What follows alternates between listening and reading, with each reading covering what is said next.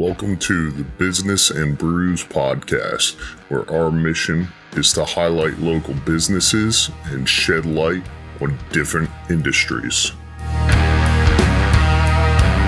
Welcome back, ladies and gentlemen, once again to the Business and Brews show. My name is Ryan Smeltz, and I'm super excited today to have John with me. John is the owner of a BoxDrop. So, John, why not really quick you tell us who you are and what you do? Hello, everybody. My name is John Stout. I own BoxDrop Southern Wake. It's a by appointment clearance mattress store in Fuquay Arena.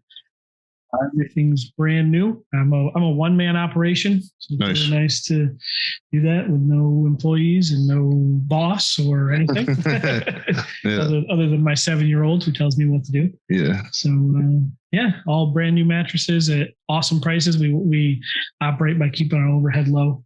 It's the whole premise of the setup. And yeah. Nice. That's cool. You got to watch out for those 7-year-old bosses. Yeah. Ruthless. Nice. So you and I actually have a common acquaintance who was a guest on our show.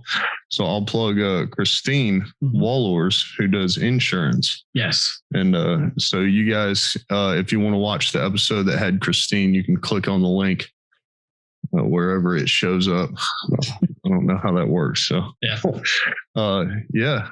so John said he heard about the show from Christine, and we haven't had anybody that does mattresses on the show. I'm a little tired, so I guess if I fall asleep during this episode, it's acceptable. Yeah. We're testing the product. Yes, absolutely. So this pretty awesome, man. I know I've taken a look at a little bit of what you got. I know we've talked a little bit off camera, but I'm curious, like what did you do before you did mattresses? So immediately before, or I should say, so the story was 3 years ago, we moved to Raleigh, upstate New York. Okay. Like everybody else leaving the cold north. Just like everybody else. And before that, when I was in New York, I had sold cars. So I was working, even though I was working at a place, it was kind of an entrepreneur at that point, because I still, you're responsible for your own sales and you're responsible for doing what you have to do to make money. And it gave me the confidence to then open my own business. And I had done that for 4 years. Before that, I worked in some big box retail at Target. Before that, I was a teacher. I bounced around for a while. Okay. So a few different things and avenues, and it kind of led me to just becoming more and more independent in my work. Where when we moved, I talked about opening up a business. Saw an opportunity with BoxDrop, kind of fell into it, and it's been awesome. Been doing it for 3 years now, and it's great. Nice. Yeah. Welcome to North Carolina. Yes, thank you. We love it. My wife and I made the decision a few years ago. We thought it'd be better for our family and better for our daughter, and I didn't have to shovel snow. Oh, of course. Yeah. 100 inches of snow a year got old. No kidding, man. So you said you just kind of happened into BoxDrop, but how did that come about? How did you find them? How did they find you? So at that time, and I'm not sure if they're still doing it, BoxDrop had some recruiting for new stores through actually Monster. So just online, looking for a job, and they had it advertised as like a territory manager. So I didn't know I was even opening up my own business till the first person I talked to was kind of like, this is what we're doing, XYZ. And yeah. So I came on in 2018. In 2018, BoxDrop, which is a national group of stores, they doubled in size. So less than 200 stores to over 400 in about 18 months. That's crazy. And and it's a really cool opportunity. So it's been good. There's a really nice, solid plan in place that they present to you in a business model, and it works great. And even within that, we have a lot of autonomy, so I can still kind of do what I want. Yeah. Within reason. Yeah, definitely. So I remember before, because if anyone does have any misconceptions out there, I'd love to clear those up. But you had made the comment about there's 1 million mattress stores. So talk about that a little bit. Yeah. So the running joke here in Fuquay Arena is that specifically there's 100 mattress stores. My understanding there's 3. There's the Mattress Firm and Mattress Warehouse, which is in every town in America, and then there's me. Yeah. But there was some more before that previously. One thing that I was totally blown away by the demand for mattresses. Yeah. The statistics are like 1 out of 6 households is in need of a mattress, and the average house has 4 mattresses in it. So just the sheer volume, like you think about every sixth house you drive by going down the street could need 4 beds. And the reason that the demand also is so high is generally people do not want a used one. Yeah. So it's not like a car that can go through 5 owners. Your mattress, you're going to keep it for that 6 to 10 years and you're going to get rid of it and get a new one. And as we get older, we go from twins to fulls to queens to kings. So there's just a lot of transitions. The demand is just huge. Yeah. So that's why you see a lot of stores. I think what catches people's eyes with stores is you drive by a Mattress Firm and a Mattress Warehouse and they are sitting there empty all day while they have 3 salespeople sitting there. But I've kind of flipped that with our business model on its head because I'm not here if somebody isn't here. Yeah. So I can still live my life, do what I want to do. I keep my costs low and are still able. So then I'm able to provide people a great product at a great price. Yeah. Definitely. I used to do B2B stuff and would walk in those stores. Yeah. And 2 out of 3 people worked there and I was the 3rd one. Yeah. You guys got going on. Yeah. It's taking a nap. Yeah. There's some of that out there. Well, and just from coming to the car business, there was days he'd sit there and not do anything. Yeah. Like, why am I here for 12 hours today? I definitely, I feel a little bit of your pain with the car business and sales in general, I guess.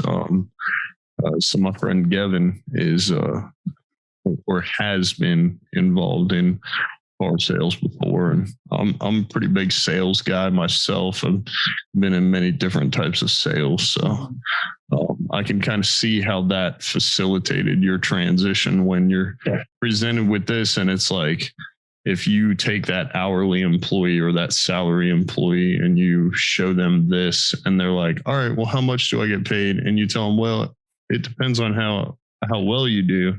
They're like, pump the brakes. Yeah, it's different. If I hadn't been in the car business before this, I don't think I would have it would have been a much bigger leap. Yeah. If I would have gone from working big box retail to try to do something like this, it would have, your mindset my mindset wouldn't have worked at that time. So It was definitely steps and transitions.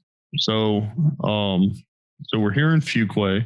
Were you always set up here? Nope. I was up on the Apex Holly Springs border for the first 2 years. I moved down here in November of last year. Okay. Needed a little bit bigger space. And so I have kind of a small showroom here and then warehouse space that I can unload trucks at easier. So I just needed an opportunity to grow. And by moving into Fuquay, and I know the joke is that there's 1 million stores, it actually got me away from a little bit of competition. And I can pull a little bit people from farther south and help service that area that I wasn't before. Yeah. It's been good. Nice. Yeah. That's awesome. I don't know if we can get into it or not, but what type of support and resources does BoxDrop offer you to facilitate your business? They do for us. So BoxDrop has a parent company that's Retail Service Systems and they do a ton of stuff for us. There's legal support if I need it. They've negotiated all the contracts. They've taken care of freight. They've really taken a lot of the higher level stuff. So I can just operate my business on a really small level how I want to. And they've taken a lot of that higher level stuff away. Okay. And beyond that, there's a network of over 400 people that I could call at any time and ask a question. They're going through the same stuff we're going through, seeing the same challenges, having the same successes. They set up trainings for us to meet throughout the country at different times throughout the year. We have an incentive trip we do. We have, different stuff that it's awesome. Nice. Yeah, they provide a lot of stuff. That's pretty cool. So give me like an overview. I guess my number one question is, because you're appointment only, so how do you get your appointments? I operate 90% through Facebook. Okay. Facebook Marketplace is a primary one, and then I have a business page on Facebook that people can contact me through there with some ads and stuff. So that's it. And now, as I've been a little bit more established, I'm getting a lot more repeat referral stuff where people are contacting me directly, previous customers or someone referred to them. But Facebook is my primary. I'm venturing into Google a little bit more. But yeah, so those are that's where I get people from. Yeah, Facebook is good. Google is a challenge. It is, but it has its place, in some of what we do. Definitely. Yeah, definitely. So what does it look like, John, when you first talk to someone? Like, do you handle most of the conversation there? Do you invite them to the showroom? What's the process look like from when you meet someone to the? Well, so because I'm a clearance center and things change all the time, my goal is to give them kind of a real brief overview of what size mattress are you looking for? Okay, here's kind of a general starting price range, and then it's setting a time to get them in the store. And I try not to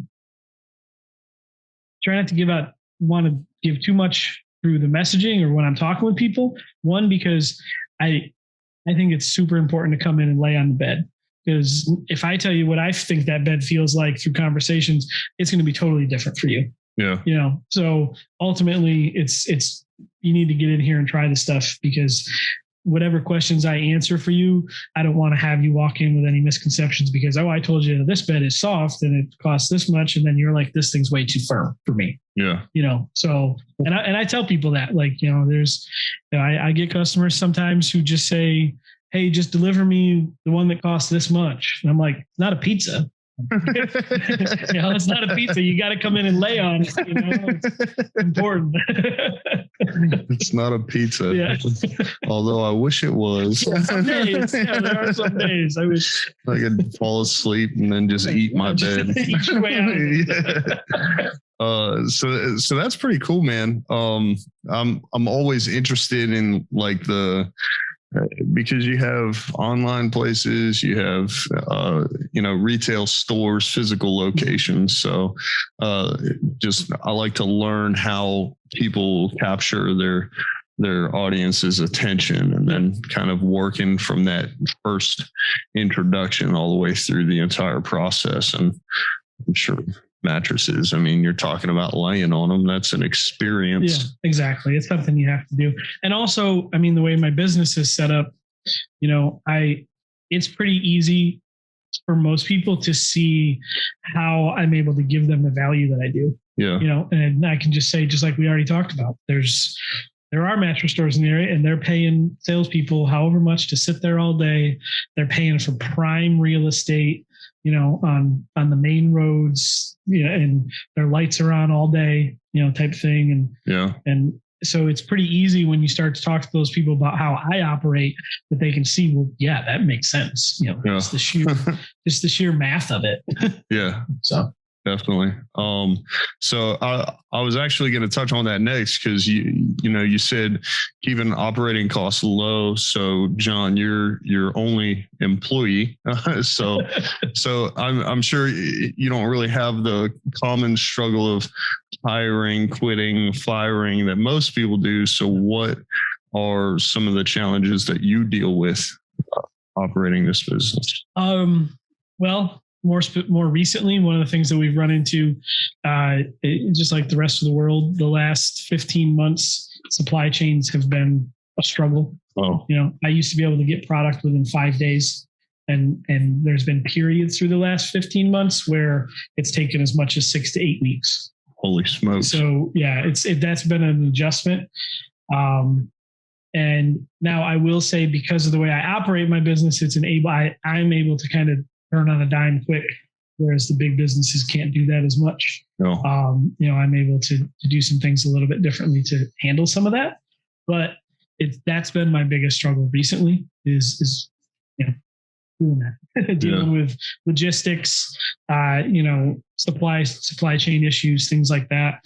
And it's weird things that, you wouldn't even, it's a blip on the news to Bob on the street. But to me, it's like, oh my, there was that ice storm that came through Houston a couple months ago now.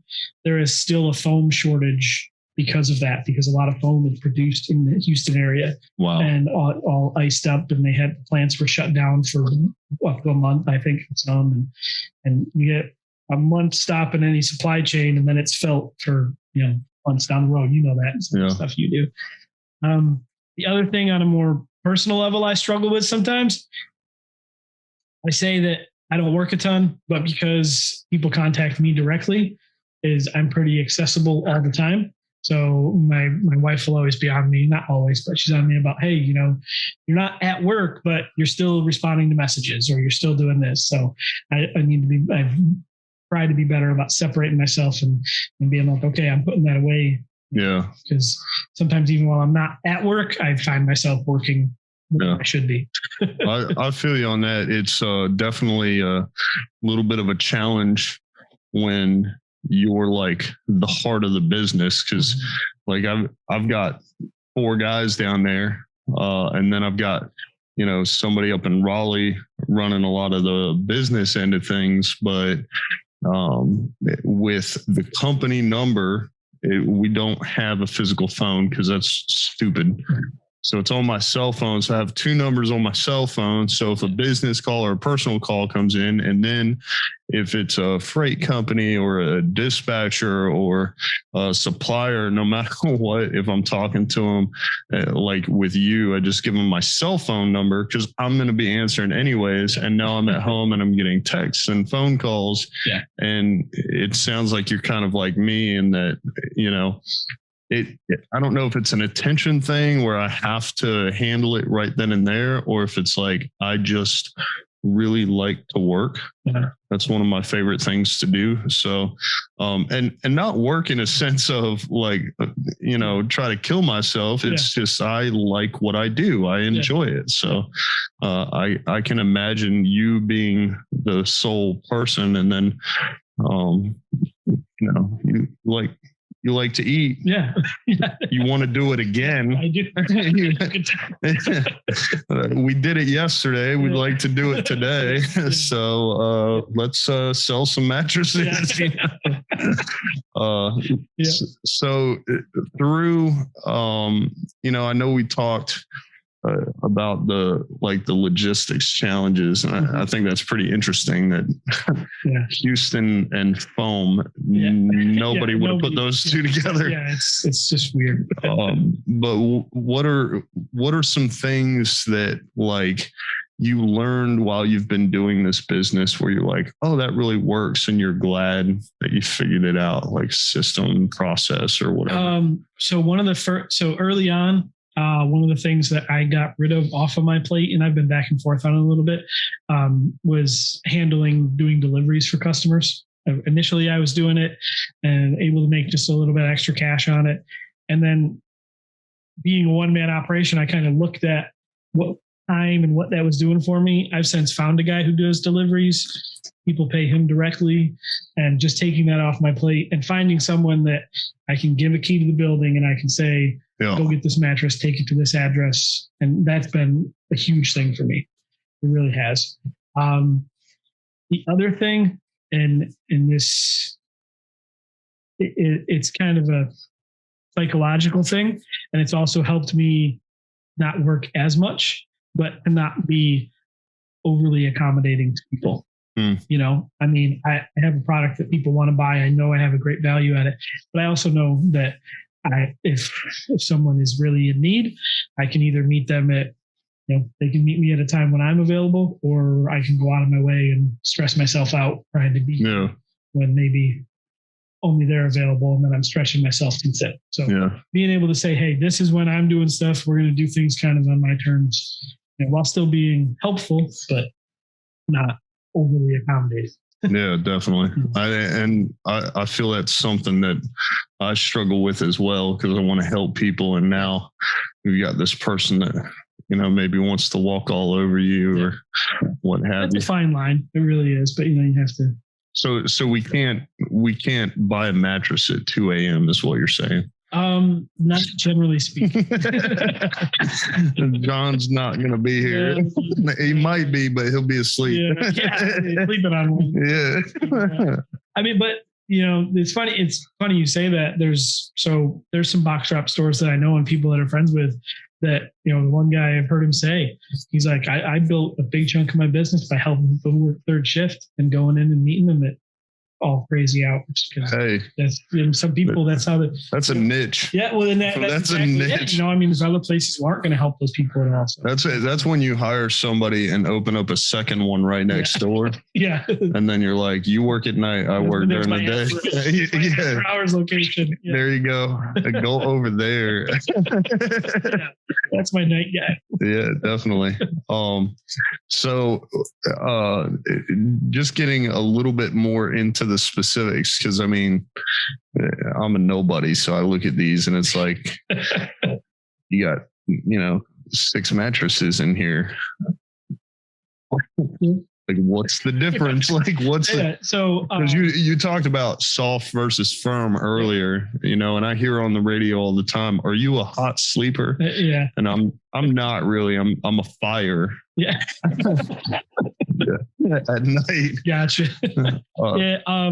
So I have these ones in here. I have just the showroom. I have a few other things in a little bit of another room over on the other side. Okay. All told, I think I have about a dozen different options that change from time to time. Okay. Everything ranging from a bed that is quite firm up to things that are super soft. But also one thing that I kind of steer away from that a lot of people get caught up in the mattress industry is different buzzwords that are used for advertising. One of which everybody says they want a pillow top. I can't tell you how many people I've had come in here say, I want a pillow top, and they leave with a firm mattress after they've laid on them and tried some things. But that's just because that's become such a buzzword in the industry. Yeah. And I personally try to, the mattresses have tags that say firm, extra firm, pillow top, whatever it might be. I'll literally stand in front of them because I don't want people to look at that. Because again, it is such a, I got that from the car business. You stand there, there's a scratch here.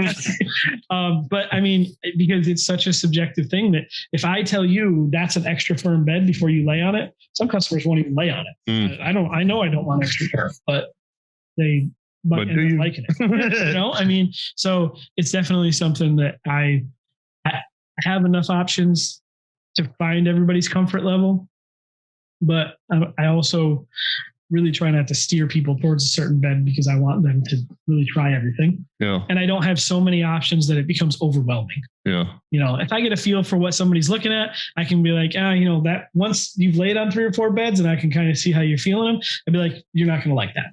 Yeah. I can just tell by what you've laid out.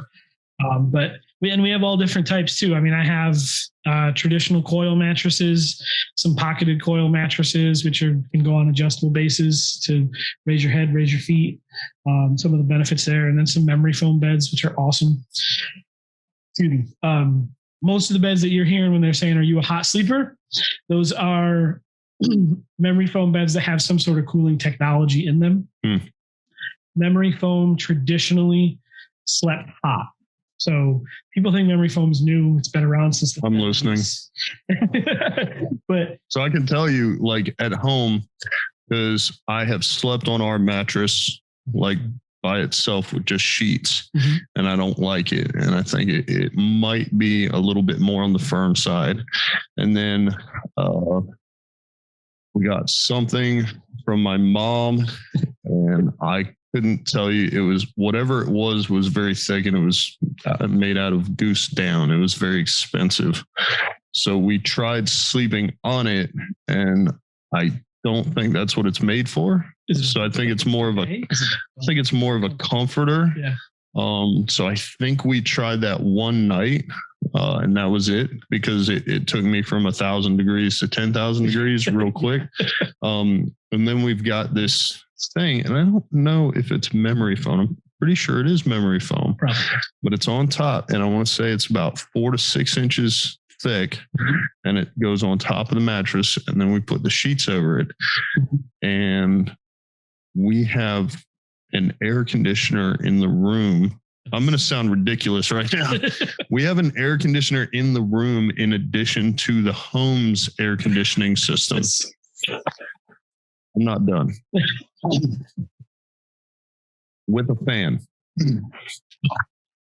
And I have woke up sweating before. Wow. And I'm like, I can't figure this out. So just the fact that you say that makes me want to go home and find out if that's memory foam. It probably is. And yank that sucker off. Golly. Yeah. So it probably is. And like I said, memory foam traditionally sleeps hot because it would trap air, and that's some of the older technology. That's what they would do. And a couple of the beds that I have some gel foams in them. They have more of a breathable foam. So it just has allow more air through it. And then they actually go as far as they have what they refer to, the technology is called a phase changing top, where it pulls heat away from your body. Sure. It is. It's science. They're cool, and they're cool to the touch. Yeah. And the best example I got of it was I put my hand on it and I'm like, this is like fake. Yeah. Like this is, how does it? I have some people touch it and be like, this bed's wet. Yeah. No, it's not. Did somebody pee on this? Like, what's going on here? Doesn't make sense, right? Yeah. Like, this feels wet, but yeah. And that's in this room, like it's the air conditioning set at like 78 or 79. So it's not really, so it's still warm in here. It feels really nice in here. Okay. Living the good life here. Yeah. But yeah, so, and those beds are super popular. They really are. And I recommend to people to combine them. You can actually get a mattress protector that is cooling as well. They get, you can take it another step. Yeah, they're great. Now, I do have, you had talked about does that work like is it like math? Like if it lowers your temperature by 5 degrees and you get a mattress cover of 5 degrees, it is. I don't know if you'll get the like negative 10. Yeah, it does help it out a little bit. Okay. Yep. Some traditional mattress protectors are like a terry cloth top, and they can make you warm as well. So you went from the car industry to sleep science. I don't know that. But yeah. Dr. Sleep up here. That's awesome though. I mean, of course you were in the car industry, so everybody knows like walking up to the car salesman and then he's like, oh, okay. So I'm going to tell you this story. We were down at Fort Polk when I was in the Army, and I want to say the Generation 5 Shelby Mustang GT 500 had just come out. Mm-hmm. So it was okay. Well, now I'm mixing up my details, but anyways, it was out and me and my buddy were like, we're going to go drive it. Cause what I used to do. So I don't know if it still exists, but down there in Leesville, Walmart had an auto outlet. You could buy a car from Walmart. Yeah. It was called Wheelmart. Okay. It was right there. They had a car lot and everything. They had salesmen, whatever. And at least back then, seems a little sketchy. It was, well, for Leesville, it was normal. But back then, and I mean, it was a hard building. It wasn't like a pop-up tent or nothing. But back then, you could go and you could be like, I want to test drive that. And then they'd give you the keys and you'd drive it and you'd come back. And that was pretty much it. So every weekend we would go test drive something. And so me and my buddy wanted to test drive the GT 500. Things, man. Yeah. I eventually did get to test drive one. My platoon sergeant at Fort Hood had, I want to say it was a Generation 5. It might have been a Gen 6, which probably only means something to Mustang fans, but it had a short throw shifter, supercharger. We went to lunch. He was like, you want to drive back? I was like, you really have to ask me that? But go back to 06, 09, when I was at Fort Polk, me and my buddy would go to car dealership, Ford dealership, whatever, talking to this guy. We're like, hey, we're shopping around. We really like this car. we want to test drive it. Now you're talking about the one on the lot in the front, in the sun, with like the cards on it. You could see the bubbles in the paint all the way across the front bumper. The dirt on the floorboard or the mat in the driver's seat where someone had already sat there and obviously driven it, while this dude, like slacks, tucked in shirt, slicked back hair, smoking a cigarette, ashing on the hood, telling us we really can't let you test drive it without a credit check or a down payment. Like, we just want to make sure that people are committed before they. And I'm like, well, you're full of crap. Because we were test driving cars every weekend.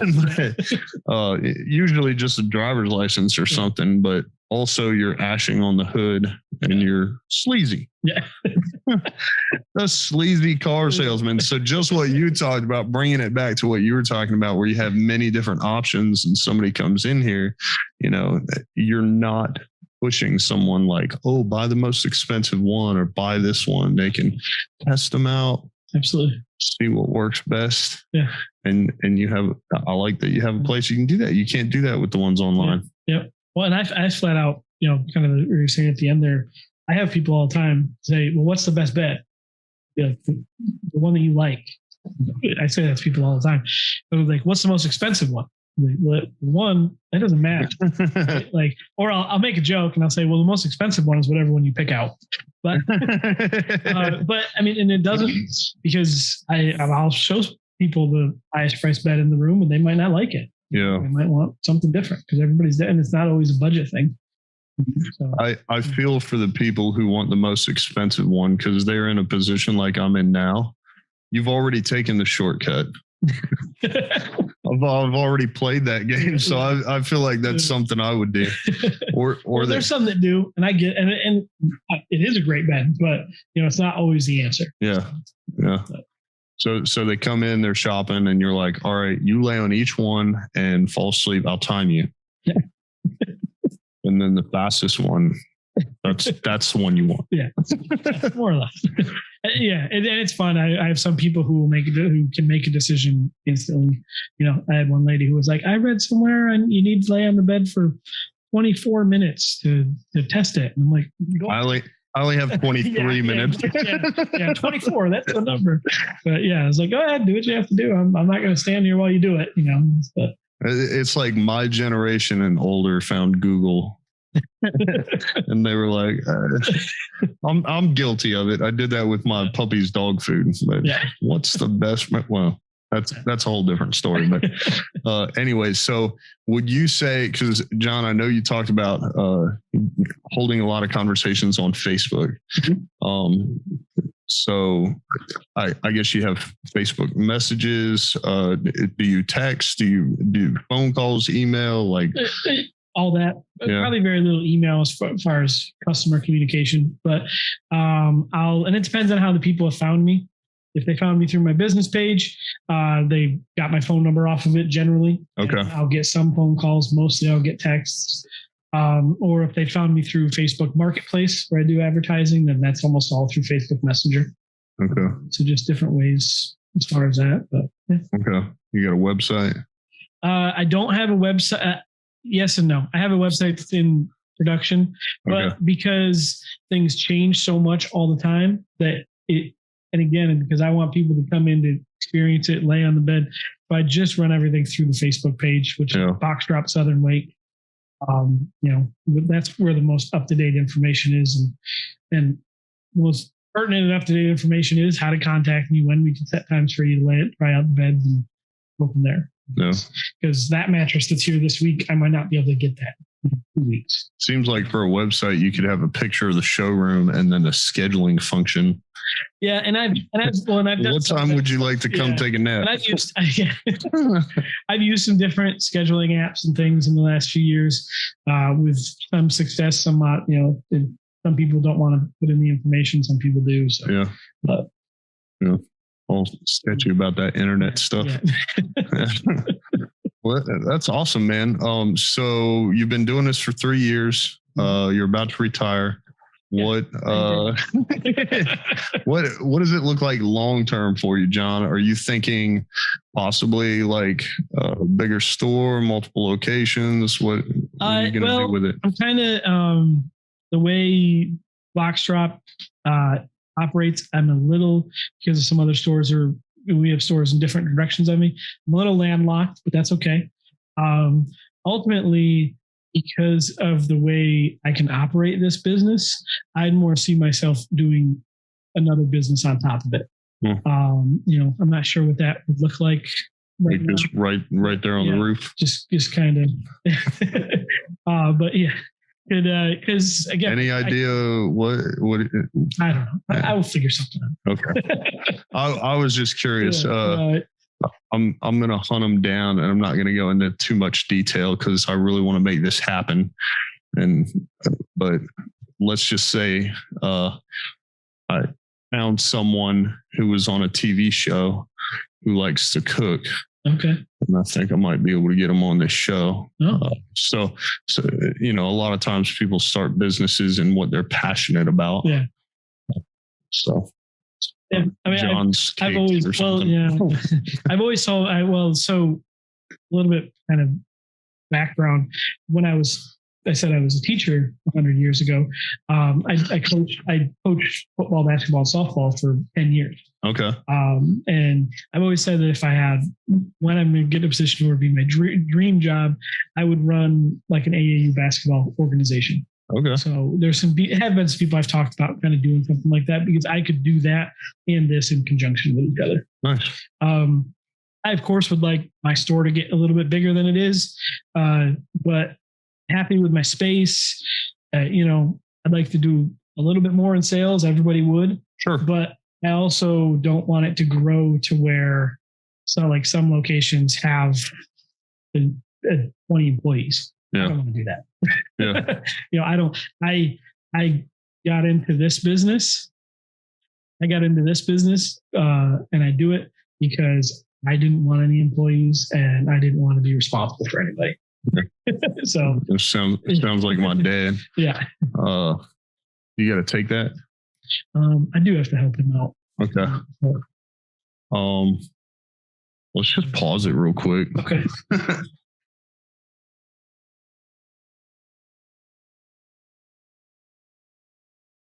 This is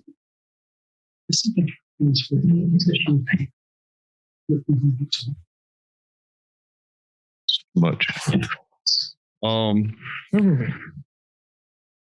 I kind of just got to witness the man in action. Yeah. And that wasn't exactly how it always runs, but I think it's super important because number one, everything that you already talked about, like you let them pick out, you encourage them to lay on the beds. If I could make one suggestion, when you do hire employees, hire one person per bed, and their sole purpose is to lay on the bed when people show up. So it's like, yeah, go ahead, lay on this one and try it out. They don't feel awkward. It's like, oh, everybody else is. It's funny you say that, because one of a friend of mine who has one of these stores up in York, PA. Yeah. He's always like, when I have people that are, people are sometimes nervous about laying in the beds, whatever. But he was like, I'll jump right on there and be like, come on, lay with me. And I don't do that. Yeah. But yeah, he's a riot. So he always does it. He'll be like, he has a good time in there. That's what I was thinking, because you were like, yeah, go ahead, lay on it, try it out. Yeah. And they were like, I'm like, it's not my bed.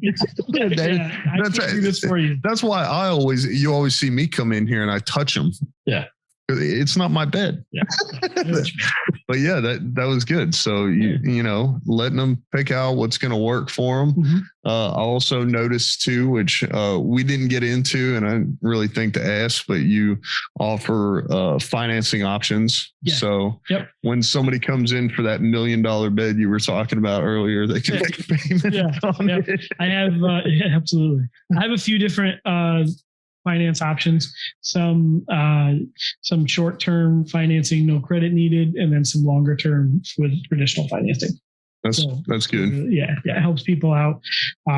Because I've been really taken aback by this in the last 3 years. How many people don't know what a quality mattress is? Yeah. Don't know what a quality mattress would cost. Yeah. And I know I have better prices than most anybody out there, but there's still some of them that can cost you more than you probably might have in your pocket that day. Yeah. That's just the reality of it. Yeah. So by having that financing, it really helps people out, and it ultimately you pay it off and it boosts up your credit a little bit at the end. So there you go. It's helping people out with that stuff too. Yeah. And I mean, I'm from a business owner perspective, because, I talk to more business owners than I probably do customers and clients. Business owners sometimes either don't see the value in having something like that and offering it, or they're super opposed to it because their grandfather's grandfather never did it. And, we don't live in the 1800s anymore. Yeah. So it definitely is. It helps the business. And that was what we talked a little bit about, some of the things that RSS/BoxDrop provides for us. They have some good relationships with some finance companies. Nice. Finance companies that otherwise I would not have had access to for an extended period of time, because they want you to be in business for X amount of days. But I was able to get them day one. So. Leveraging the I can't think of the word I'm trying to use right now, but the credibility or the leveraging the relationship of RSS with those companies, as opposed to, hey, I'm a new guy. Yeah, exactly. Can I join the club? Yeah. No, exactly. And that, we're kind of bouncing around, but that's okay. But it leads me to one of the things I meant to say earlier is, along with my business model, one of the ways I'm able to keep prices where I do is because I leverage that buying power of over 400 stores. Yeah. So huge buying power, tiny little overhead.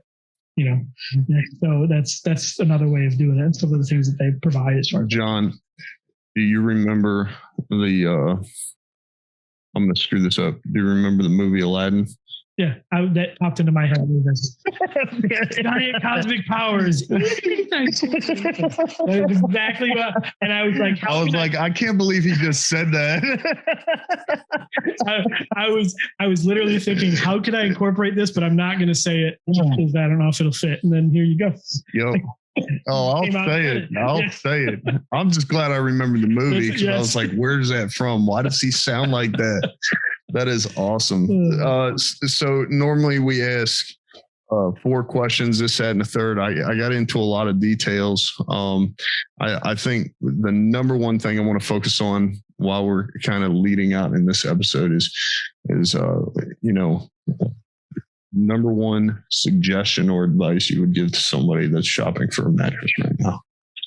Number one piece of advice: do not ask your neighborhood Facebook group what mattress they sleep on. Do not ask on Facebook or any social media their choice for a mattress, because you will get 100 different options from 100 different people, and none of them will mean anything to you. Right. If you are out there looking for a mattress, ask people where they bought their mattress, not what they bought. Because it's more about the relationship with the business, the relationship with their salesperson, and that person will get you on the right bed. Yeah. Your whatever your neighbor, your sister, your cousin, your guy you've never talked to, but you argue with on Facebook, what they sleep on means nothing. Yeah. So that's awesome. I see that. And I tell people, I will flat out say, if they're like, what's the best mattress? I'll be like, I own a mattress store. Come check them out. I'm not going to tell you what I sleep on. I mean, I will when you're in here. I'll be like, I sleep on kind of something like this. But again, it's depends on which night. Sometimes that one, sometimes that one. I had a lady in here the other day. She was like, I looked through the ladies of Holly Springs, the last year's worth of people asking about mattress, and every single thing I could imagine was recommended. Exactly. Cardboard box. Yeah. The roof of my car. Every type of mattress out there. So yes, if you are looking for a mattress, don't ask who, Facebook. Not what. Who, not what. Yes. Nice. That's a good piece of advice. Yes. Last and probably the most important question. What is the best way for people to get in touch with you? Give me a call. 984-344-3338. I don't know if you can see it on the screen there. Move the pseudo beer can. Get that out of the way. There you go. So it is I'll Vanna White it. 984-344-3338. That's my phone number. Or on Facebook, BoxDrop Southern Wake. You can message me on there as well. Those are the two ways. And I tell people, if you were to come in here and there's someone other than myself, or if you were to call and someone other than myself answers or is here, check with the police, because I've probably been abducted. We have no employees and nobody else should be answering the phone. Maybe my 7-year-old, but she once in a while. Yeah, she knows better than she asks. No offense, but Vanna White did it better. Yeah, of course she did. All right. I understand. Just making sure we're on the same page. Ladies and gentlemen, John, the mattress guy. That's how I have him saved in my phone. Of course, I need to know who to talk to. Looking at buying a house, looking at getting a mattress. I'd love to wake up dry one night. It's this thing that I have. It's this one dream that I have. Well, after I'm going to go off on a tangent again. Right? Having you have to edit it, not me. Yeah, of course. In Iraq, the first month and a half, we slept in a tent. And I can't remember if it was beds or cots with mattresses on top, but they were in plastic, because in 120, 130 degree weather, if you sweat and it goes into the mattress and then the next guy comes in, you're looking at a whole slew of other issues. Yes. So they keep the plastic on it. So now you just wake up in a pool of your own sweat. So to me, it's like, oh, okay, this is this thing. Yeah. I have to deal with. But after I have the air conditioning in the room set at like 62 degrees, and the air conditioning in the house is set at like 65 to 68, and I have a fan blowing on me, and like sometimes I turn on the dehumidifier. I'm like, I'm not a mathematician, but this hypothesis doesn't theorize correctly. Yeah. So anyways, like I said, thanks for watching. Thanks for listening.